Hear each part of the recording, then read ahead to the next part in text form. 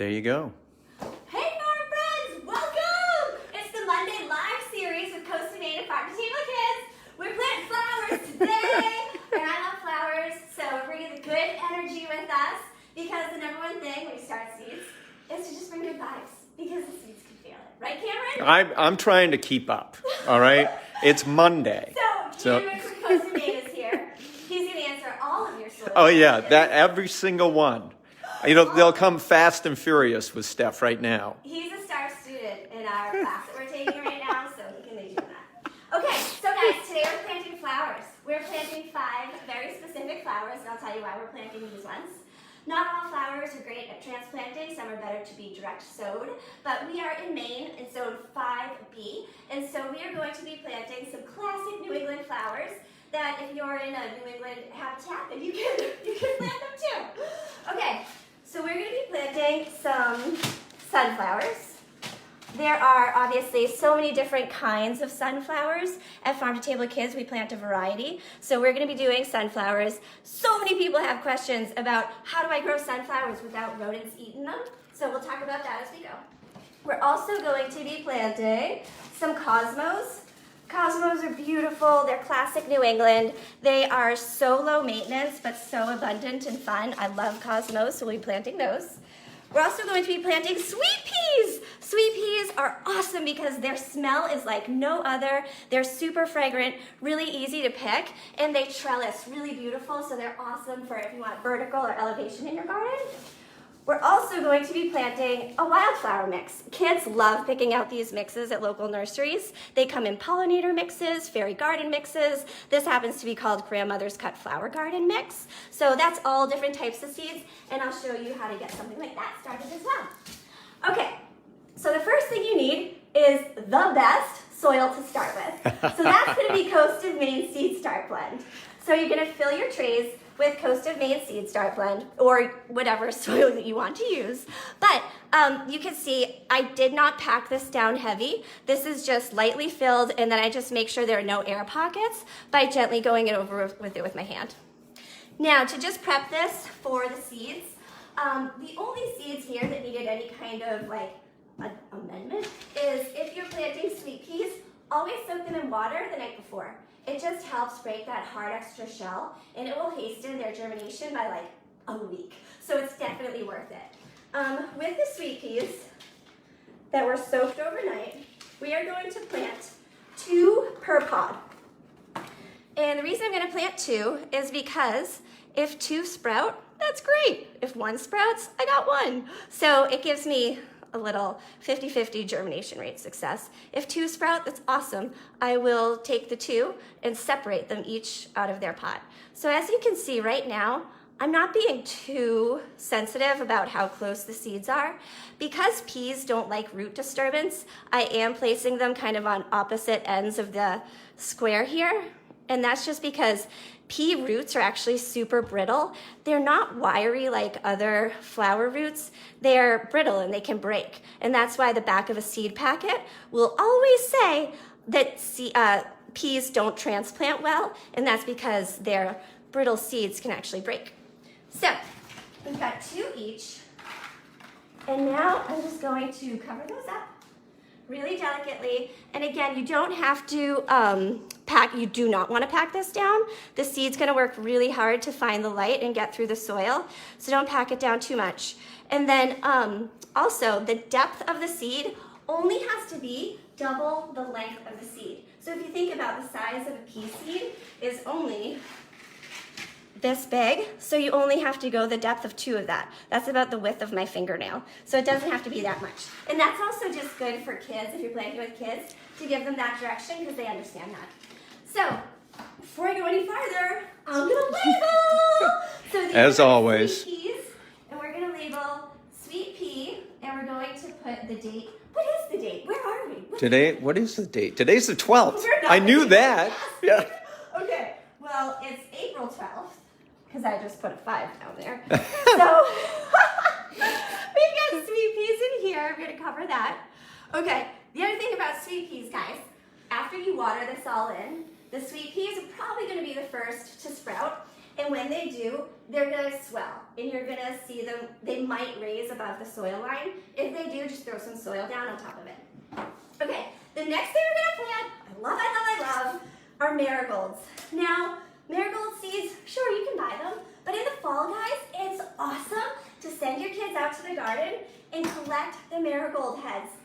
I've never had a problem with germination success on these things. We collect jars and jars of them at Farmer Steph Kids in the fall. That's and we awesome. use all of these seeds. You know, it's so funny, I brought this in because I had preschoolers from Freeport Montessori come to the farm, and they were just planting the entire heads. And so that's how they grew Wow, like that. that's awesome. So cool. So what we do is we just take the seed head, break it off the base like that, Oh yeah, look at all those. and those are all seeds. Like Wow. one head is all you need for your whole garden. Did you just have to put them in the jar and just let them dry out? Is that all you had to do? They're just in the jar, Wow. dried.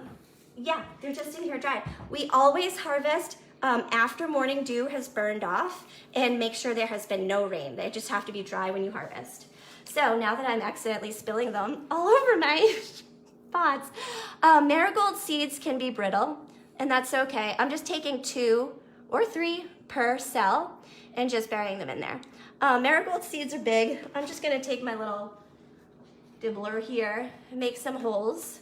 Again, not deep. You don't want to poke all the way to the bottom, but marigold seeds are pretty long, and by our rule, we know that we're planting the depth of double the width of the seed. So that's gonna go further down than the peas. And I'm not being fussy. Again, you can see from this tray here, it's totally okay if you plant a bunch of seeds in one cell. works. It's, you know, I'm inspired by the preschoolers. I'm doing it. I'm doing the preschool method. No, here we go. I'm gonna do 3 per, because I like the roots to have a little bit of room to grow. All right, and I'm gonna cover those up very gently, and I'm just gonna make sure everybody has coverage. Now, Cameron, Yes. why do we Yes. love growing marigolds at Farm to Table Kids? Because we're an organic farm and we don't use any chemicals. Why would we love marigolds? Because of their pest resistance. Yeah! Okay, Yes. we plant marigolds around the perimeter of everything because they are deer resistant. Deer don't like the smell of them. Also, they attract Japanese beetles, and I say have at it. Like, the Japanese beetles can have the marigolds. I don't even care. Pests love them, and they attract them, and I'm all for that. Okay, so here we have marigolds, and we're gonna label, because we're great farmers, marigolds. Okay, and then the next one we're gonna do, oh my gosh, cosmos. I love cosmos. Here's why I love cosmos. Cosmos, so simple. You put the seeds in, then you're like, what is that over there? Oh, it's the cosmos, because they really do germinate so quickly, and their seedling is so different from other ones. It looks like a marigold seedling. And they're so bouncy. That's why I love them. They grow into a big bush, so they're awesome like in the front of your house or out in a garden. If you're a flower grower and you're growing for cut flowers, they are the best filler. They could be a filler or they could be the star of the bouquet. They're amazing. They come in white, they come in seashell, they come in double click, like they come in all different types of colors and flavors and styles. So I'm gonna do I this. feel like they're going to sprout just from the energy coming out of you. I feel like they're just going to spontaneously sprout. They're so bouncy. That's why I love them. I just like when I think of them like bouncing in the wind, just being like, hey. Okay, so you can see cosmos seeds are really fun. These are also super easy to collect, like marigold seeds are. And you can see they're very similar in size to marigold seeds. So I'm gonna go about halfway down. And I'm gonna plant 2 to 3 seeds per. Now, guys, I grow with kids. I farm with kids, for kids. Everything I do is with kids. So I just want you to know that do not be intimidated by planting seeds. It is so fun, and once you get them like germinated and up and running, it's awesome to keep a garden journal with kids and keep track of what you're planting, when things start to sprout, and then once you see when they're sprouted, you'll be able to figure out when they're supposed to bloom. It's awesome to keep a garden journal with kids. We at Frontier Kids, I keep track of things in the tray, but then we also go and write it in a notebook, and then we also drop it into an Excel sheet as well. So, when I just plant cosmos. And that's because there really is a lot of cool data and science that you can pull from this with your kids at home. Oh, for the cosmos, when there's different varieties, write down the variety. So this is double click. Double click. All right, and that's because we sell a lot of our seedlings, and people need to know what they're getting. Okay, so we've got our cosmos, we've got our marigolds, sweet peas. Oh, all right, now we're gonna do these flower mixes. These are fun, these are adorable. They're all different, so whatever mix you get, always read the back of your seed packet, and that will tell you when you should plant your seeds. Most of the seeds here we're planting are 4 to 6 weeks out from your last germination date, or your last frost date, okay? So that's why we planted these varieties of seeds. Same with this specific package. So it does have some cool weather seeds in here, so it's perfect for this time of year. With something like this, I recommend sprinkling these seeds into a big pot. So if you have something like this, or something like this, you could just sprinkle the whole thing in there. And then once it germinates, you just take the seedling clusters. But what we're gonna do here, because my kids love taking these little squares and planting them into a 4-inch pot, and then we go for a nature walk, and you collect things like pussy willows or pine cones and acorns, and you can make little fairy houses around all of the flowers. They're really, really cute. We do it at farm camp, and it's adorable. And it's something that you could start now and have flowers for Mother's Day. Oh, Mother's Day. Oh, yeah. You just want something from your kids. That's all. It's a good idea. It's a really good idea.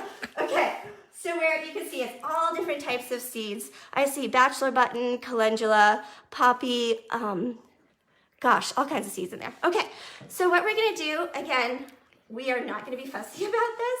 Some of these seeds say, okay, anytime you're planting a flower packet, you don't wanna plant down. I'll show you what I do. I sprinkle it on top. I always say to the kids, sprinkle it like you're putting sprinkles on a cake or on ice cream. So we're just gonna sprinkle it. Don't get too crazy. Like, I would say a 1/2 teaspoon to a 1/4 teaspoon per cell. Just sprinkle it in like that. And then once you are sprinkled in, you know me, Cameron. I'm just gonna throw it all in there. You're just, yeah, I was gonna say, just let it rip. Now I'm just going to delicately place my fingers on the seeds and tamp it into the soil. I'm doing that because a lot of these seeds require light for germination, and some do and some don't. But that's just the way these mixes work, is that they all figure it out together. It's just like nature, they'll figure it out. So we're gonna pack them in there, and then I'm gonna take a little bit of soil and just sprinkle the soil on top. You know what? I'm gonna use a little bit of soil, and then I'm gonna take some vermiculite, just because I have it. And this just helps the seeds that require light. And I'm just gonna sprinkle that on there. You do not need vermiculite, I just have it here, so I'm using it.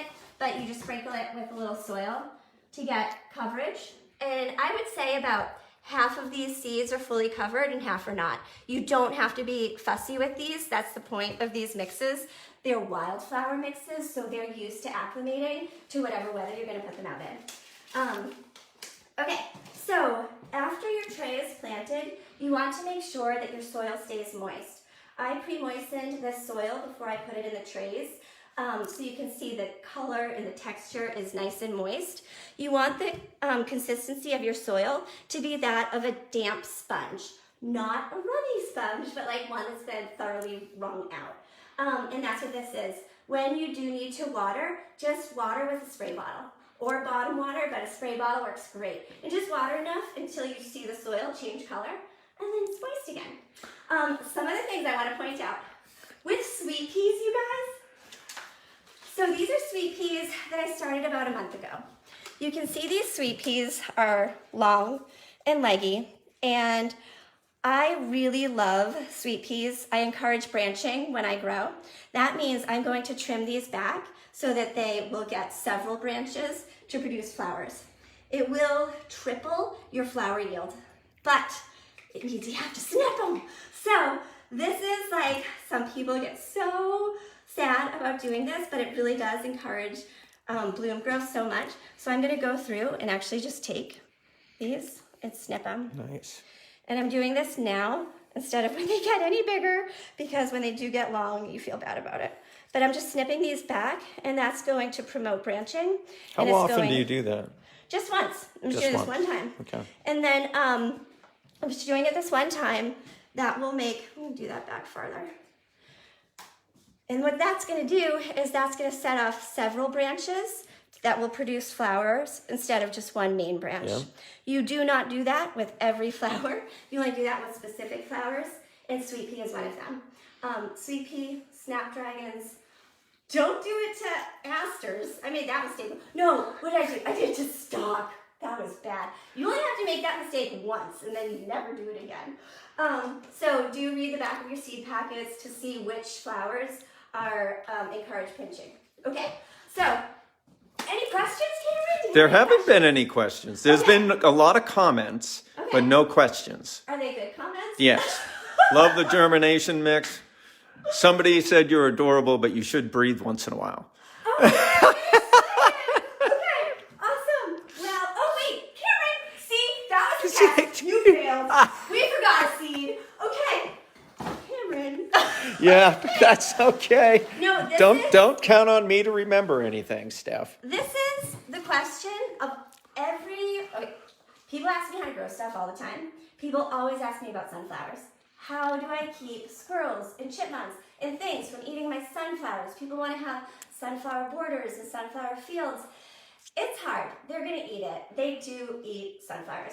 On the back of your sunflower packet, it's going to tell you that sunflowers do not transplant well and that they should be direct sowed. That's true, but you can transplant sunflowers. So here's how I do it. We have a question. Yeah. So are these flowers safe to start in an unheated greenhouse, or should they be inside? Yeah, thanks for asking. My greenhouse isn't heated. We don't have a heated greenhouse at Farm to Table Kids, so these are totally okay to start, but if you have to keep mind of the temperature, okay? So if you start to see temperatures dip around 35 or even under 40, I put heat mats on in my greenhouse.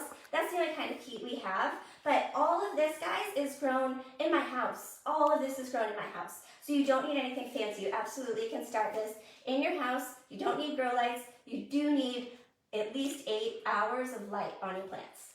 And then, Brian, yes, we do have nutrients. We have a Stonington plant food that is a combination of kelp meal, lobster meal, worm castings. So we do have that, and we have all of those individually too. And then Shane, we're using the Sprout Island seed starting mix in this right now. So there you go. And then I noticed Sarah Stenoff is watching. She's a hemp grower. She does Veterans Ananda and does an amazing job with veterans and all the hemp she grows up in upstate New York. Oh, that's amazing! Okay, these are a new sunflower that I got from Johnny's this year. I'm so excited about it. It's Starburst Greenburst DMR.